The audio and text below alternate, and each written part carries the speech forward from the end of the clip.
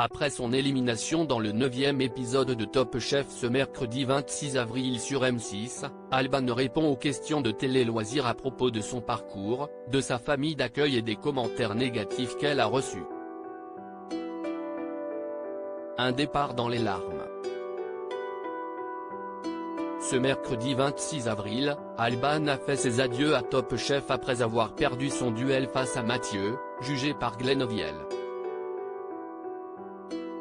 La candidate de l'équipe bleue de Philippe Etchebest a donc été éliminée au bout de 9 semaines de concours, elle qui était entrée de justesse dans la compétition au sein de la brigade solitaire. Au fil des semaines, la diffusion de l'émission n'a pas toujours été une partie de plaisir pour la jeune femme de 23 ans, vivement critiquée sur les réseaux sociaux. Je me suis bien fait entourer. J'ai pu vraiment prendre du recul, faire un petit travail sur moi, me demander pourquoi ça m'atteignait autant, révèle-t-elle dans une interview accordée à Télé Loisirs, dans laquelle elle dresse le bilan de son aventure. J'ai fait un beau concours, en reflet avec ma vie qui n'a jamais été constante, témoigne Alban de Top Chef Télé Loisirs. Comment vous sentiez-vous dans ce duel face à Mathieu ? Alban, j'étais vraiment sur la sellette, je sentais que ça se jouait à pile ou face.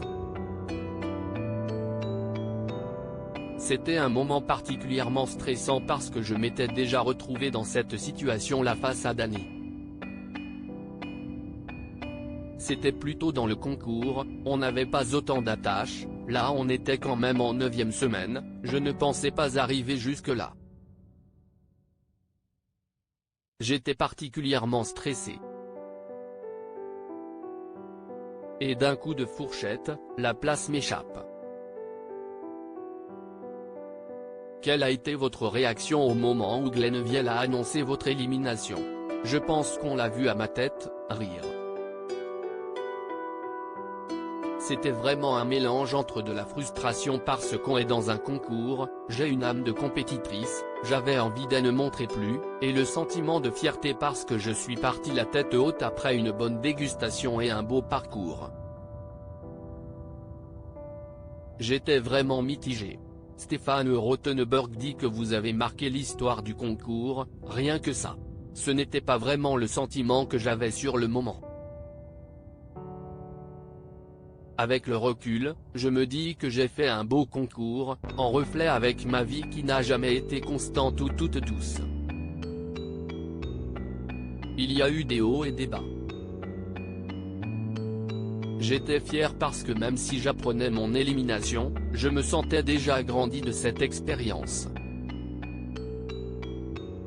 Je pense que j'ai pu marquer le concours par mon authenticité.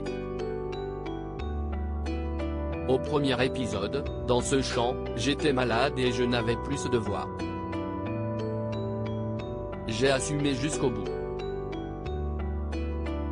Ça a été mon mot d'ordre, vivre les choses à fond avec ma personnalité et mon caractère.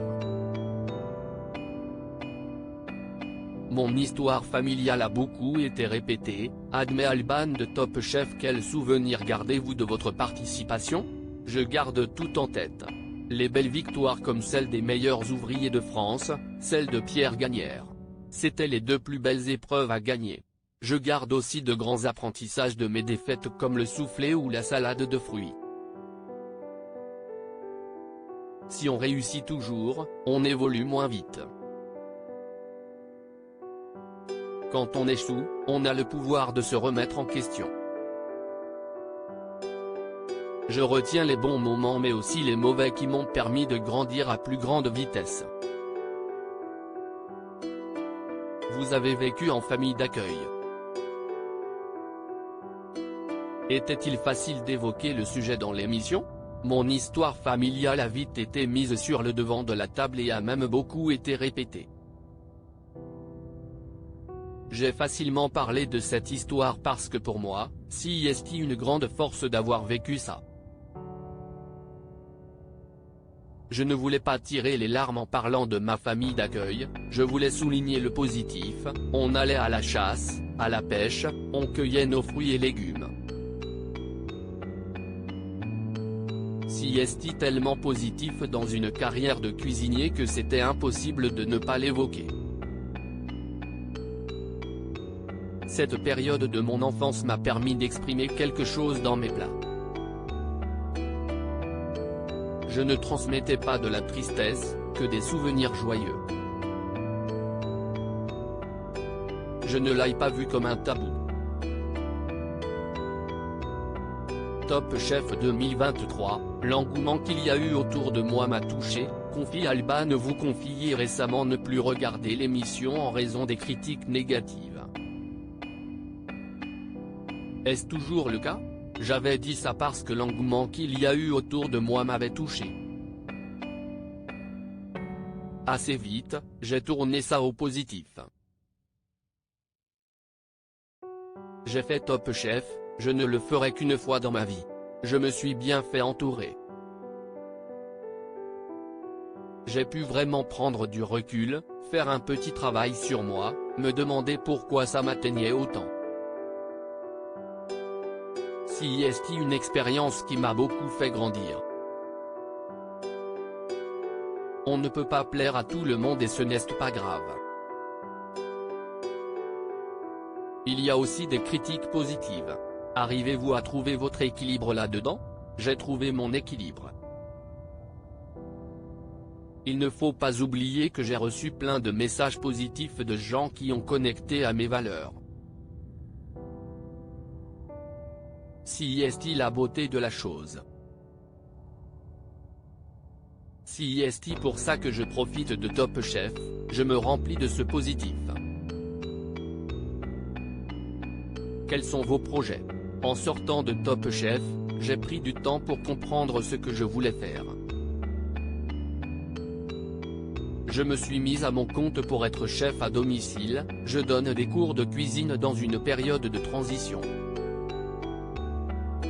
Je suis en train de travailler sur l'ouverture d'un restaurant d'ici la fin de l'été.